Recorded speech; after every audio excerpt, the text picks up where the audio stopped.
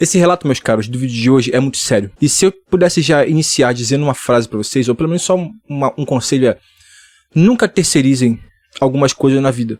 Por exemplo, a responsabilidade do controle da sua natalidade, colocar totalmente nas mãos da sua parceira, que ela se previna contra uma gravidez indesejada, mas, sobretudo, nunca coloque somente nas mãos da sua parceira, ou de qualquer pessoa que você venha se relacionar sexualmente, que ela esteja limpa e que não te passe nenhum tipo de doença sexualmente transmissível.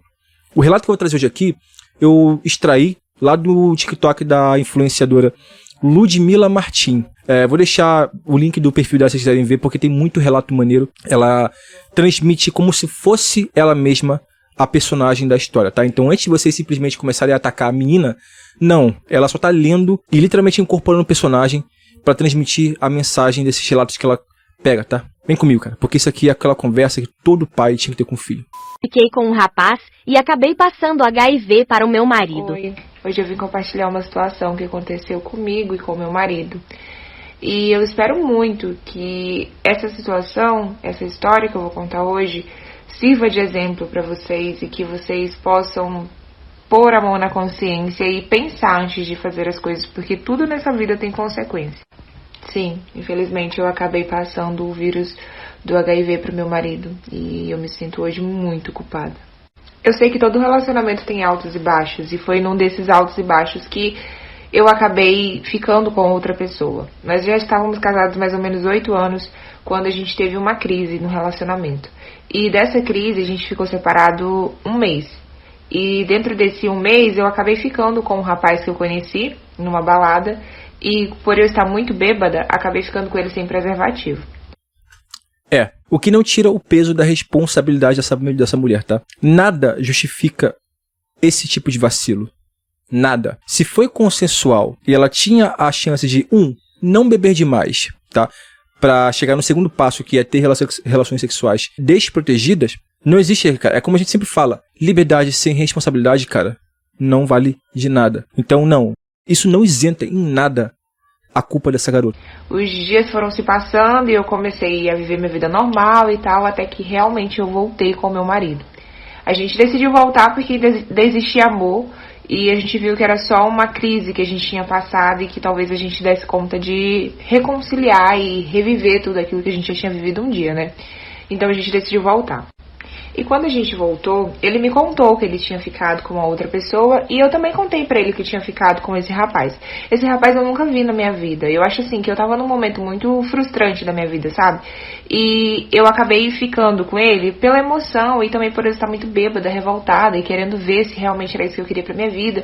E eu não lembro dele, nunca mais tive contato com ele. Eu já, assim, não faço nem ideia de onde que ele vive, que ele come, o que ele faz da vida, não faço ideia. E o meu marido me contou que ele tinha ficado com essa moça e eu contei pra ele que eu tinha ficado com esse rapaz. Só que eu não contei pra ele que eu fiquei com ele sem preservativo. Como sempre, né, a gente acaba confiando na pessoa que a gente tá e depois que a gente voltou, nos primeiros dias a gente usou preservativo, mas depois a gente parou de usar, porque quando a gente estava casado a gente nunca usou, só usou enquanto a gente namorava. Depois que a gente passou a morar junto, casou tudo bonitinho, a gente nunca usou preservativo. Talvez seja errado, não sei, mas enfim, pela confiança a gente acabou não usando mais. Não, vamos lá, um casal adulto, os dois, papelzinho na mão, exame em dia, tudo limpo, cara. Eu sou do time que gosta de jogar com preservativo, tá? Eu não gosto só de depender de tabelinha ou de muito menos de anticoncepcional com a minha parceira, tá? Prefiro ficar completamente no preservativo, eu não tenho nenhuma necessidade. Isso é eu, Felipe, tá? Ai, meu Deus do céu, tira a sensibilidade. Não, pra mim tá ótimo. Agora com vocês, cara, controlem, tá?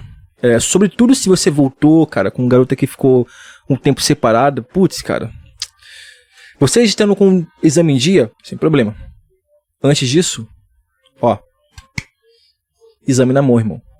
Enfim, os dias foram se passando e a gente vivendo num momento muito bom, porque como a gente tinha acabado de voltar, o nosso relacionamento então tava melhorzinho, a gente tava querendo se reconquistar, né? Até que meu marido começou a passar mal. Ele começou a ter febre, começou a ficar muito enjoado, ele começou a passar muito mal e começou a estar dando atestado direto no trabalho dele, e do nada ele começou a emagrecer muito, muito mesmo, muito. E eu não estava sentindo nada, absolutamente nada. Por um momento a gente pensou que fosse até uma doença terminal, alguma coisa do tipo, sabe? Tipo um câncer, alguma coisa assim. E começamos a perceber que ele estava emagrecendo demais, né? Então a gente falou assim, vamos pro médico, vamos procurar um médico mesmo pra você fazer os exames e ver o que tá acontecendo. Quando a gente chegou lá, o médico perguntou se nosso relacionamento era aberto e se a gente tinha contato com outras pessoas. A gente disse que não, que era só eu e ele também afirmou que era só eu e ele. E o médico falou assim, mas mesmo assim eu vou pedir uns exames e é pra gente poder descartar algumas hipóteses. Nunca, há 20 anos atrás, que eu tinha 10 anos, 11 anos nessa ideia. Tá, coloca aí um pouquinho mais, uns 14, 15 anos.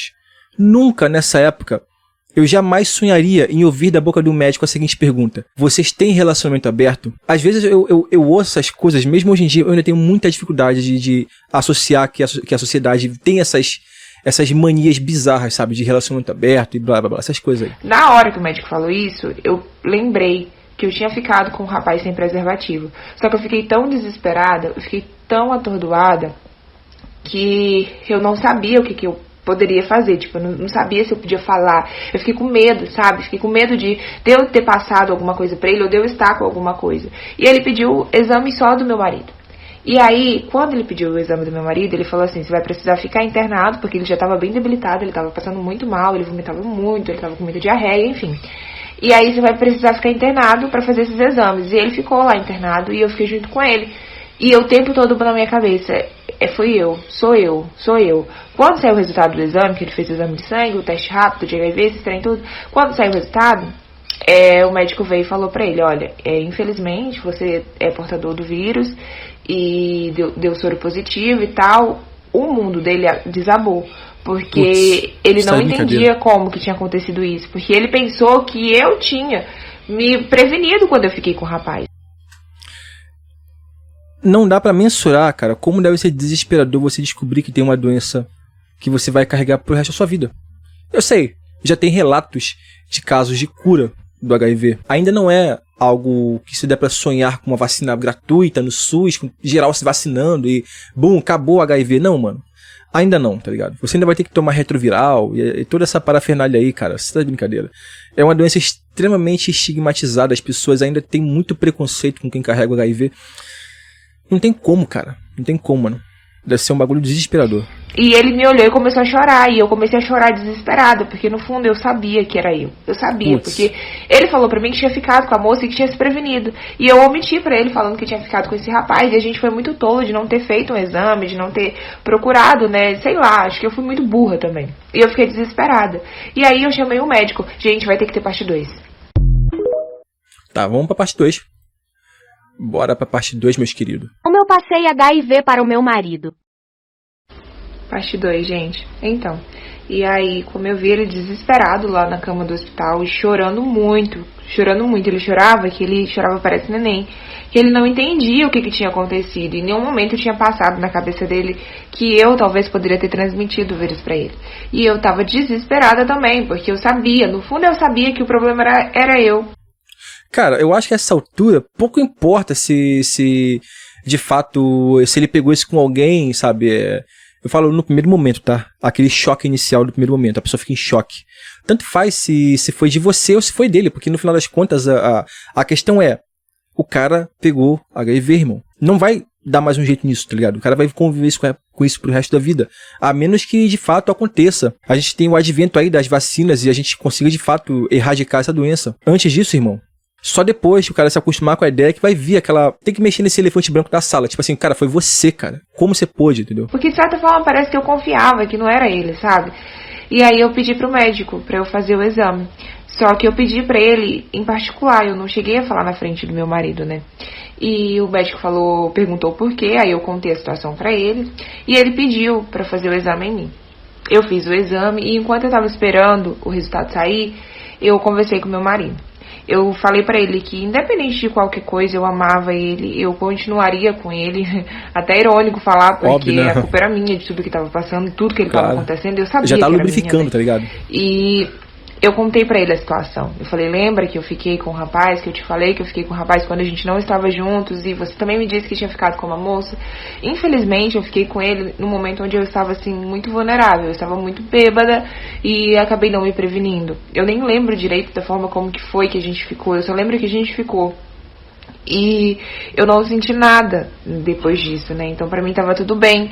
E eu contei pra ele o que tinha acontecido, e ele ficou assim sem acreditar, porque ele sempre foi muito assim cuidadoso, tanto comigo, tanto com ele. A gente fazia exames rotineiramente, assim, ia pro médico e eu ia pro ginecologista, enfim. E ele ficou muito, muito, muito chateado, muito triste, falou que não queria conversar comigo, e eu saí chorando do quarto, né, e ele ficou lá, porque, tipo assim, ele falava pra mim que eu tinha acabado com a vida dele, que eu tinha acabado com a nossa vida, e eu me sentia culpada, só que eu falei pra ele que eu tinha feito o teste, mas eu não tinha saído se era positivo ou não, então não era pra ele estar tendo aquele tipo de reação, e ele me tratando super mal, pediu pra eu sair de dentro do quarto. Tipo, não, de boa, pô. Você me passou HIV, não, é de boa, fica aí, pô. Vamos trocar uma ideia aqui, sabe? Na amizade. Tá de brincadeira. Eu tô saindo de dentro do quarto, como o exame que eu fiz era exame rápido, o médico volta. E ele fala assim, olha, eu falando, eu preciso falar com você, porque realmente, infelizmente, você testou soro positivo. Só que você não tá tendo nenhum tipo de sintomas. E eu não sei o porquê, ele me explicou direitinho, né, lá na situação, o porquê que eu não estava tendo o tipo de sintoma, porém eu transmiti pro meu marido. E foi muito difícil, assim, foi o pior momento das nossas vidas, a gente passou.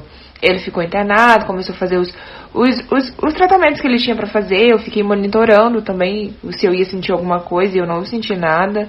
Até hoje eu nunca senti nada. E engraçado, né, mas nunca senti. E, enfim, a gente ficou lá e eu fiquei o tempo todo com ele. Ele me esnobou muito, muito, muito, porque ele falava que eu era culpada. Mas, graças a Deus, a gente acabou se acertando, assim. De certa forma, parece que eu fiquei presa a ele e ele ficou preso a mim.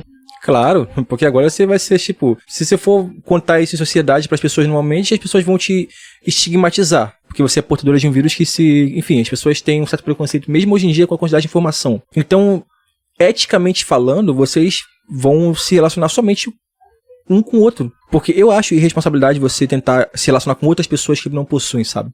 Enfim, é a minha opinião. Ele me culpou muito, mas hoje ele me perdoou, ele fala que me perdoou, ele entende que foi um momento meu onde eu estava vulnerável e que talvez se a gente não tivesse terminado eu não teria ficado com a outra pessoa.